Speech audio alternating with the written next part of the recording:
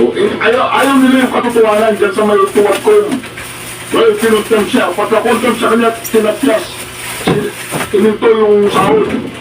Hindi tama yun. Hindi naman sentensyado yung tao, wala namang kasalanan yung tao. Kinuha siyang witness doon o resource person in aid of the legislation.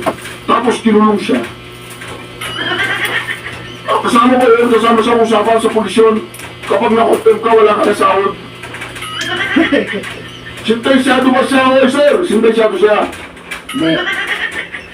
Kayo, pinag-tinanong niya yung bandera ng institusyon ng PNP na kami ay ganito. Hindi kami natatakot kahit sino mga congressman kayo dyan na mag-intimidate sa akin. Basta katotohanan lang ako. Bakit ginano ninyo yung tao ninyo? Isn't it very double injustice on your police part? Na wala na makain yung pamilya niya dahil pinutulan nyo ng sulto? Hindi naman niya. He did not violate any law. To tell you frankly. Interpret na ninyo yung batas to the detriment of your people? Yun ba yun? You should interpret your policies to the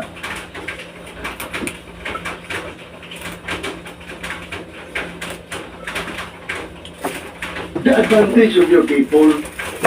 You should be liberal enough to interpret your own policies. Hindi yung porque nagkakulong, i-apply kagad yung no work, no pay, i-apply kagad ninyo yung ano ba yung policy natin dyan pag nagkakulong. Sabi nyo, yung incarcerated na tao or one is automatic, putol ang kanyang sweldo. Paano naman yung tao? Yung ginagawa natin yung policy na yan, ha? The intent of that policy is to make sure na yung eskalawag na pulis natin na nakakulong ay hindi na mag-enjoy sa sweldo niya. It's Grijaldo eskalawag. Ito for purposes of discussion.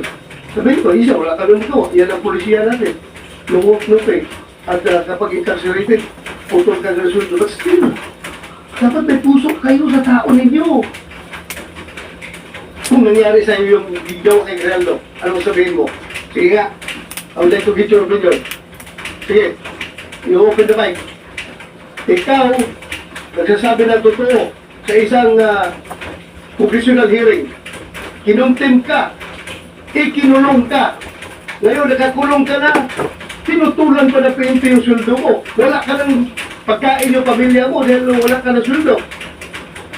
Ano masasabi mo? Sir, I think I will have the same sentiments with Colonel Grijaldo. Correct. Particularly that he is my classmate, sir. O so your classmate. Ha?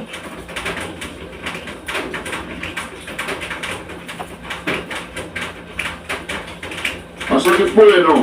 O ngayon, tinanong siya, kung ikaw, kasi ang nangyari sa kanya, yung nangyari kay Grijaldo, nangyari sa iyo, o nung mararamdaman mo, kinulong ka, pinagala ka ng sahod. Marbel! Nangyari mo na, Marbel, ah! Ayaw, dapat pagpinigay ka. Pinapapayaan mo yung mga tauhan mo, Marbel! Ayaw ng taong bayan niya, ha? Ha? Ginagago yung mga tauhan mo. Ikaw naman. O dapat manindigan kayo. Puro tayo luto. Gamay mo kahigot? Not even the Ay, luto na daw. representatives. Kuha na, luto Not na. even the Senate could force you to do injustice to your people. That is double injustice. Hindi na kayo.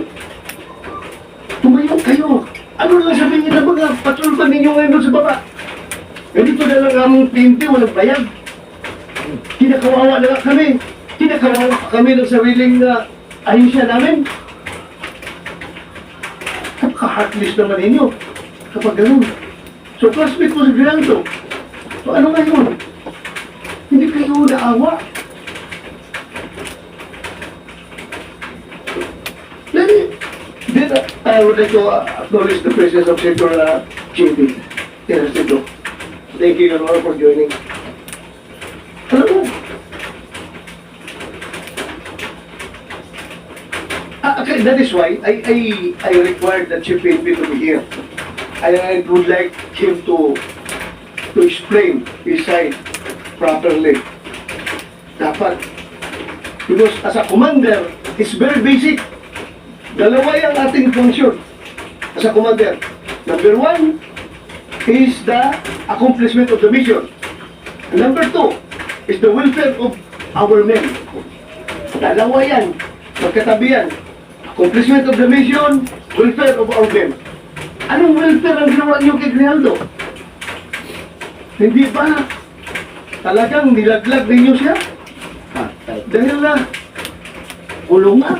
As I have said, you should be proud of him. Hero ninyo siya. Eh, porque galit sa kanya yung Quadcom. Galit kayo sa kanya. Tama kayo na behavior ng isang institusyon na dapat tinitingnan ang kabutihan ng kanyang mga membro. I don't see any reason behind bakit ganun kayo mag-treat ng tao ninyo.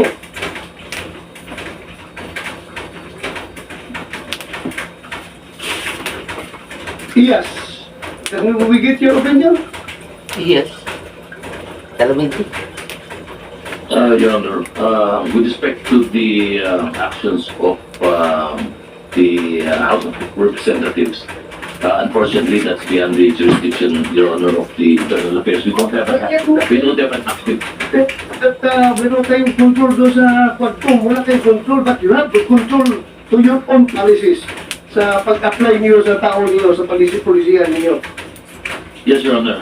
To that end, Your Honor, we have not, so far as Internal Affairs Service is concerned, we have not instituted or recommended, as of yet, Your Honor, any disciplinary action arising from the proceedings in the House of Representatives, Your Honor.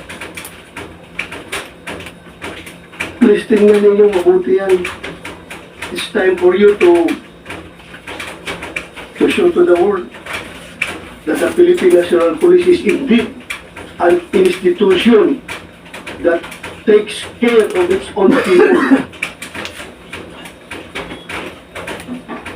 Huwag naman ninyong ganyanin yung tao ninyo. Ikinumulong na nga.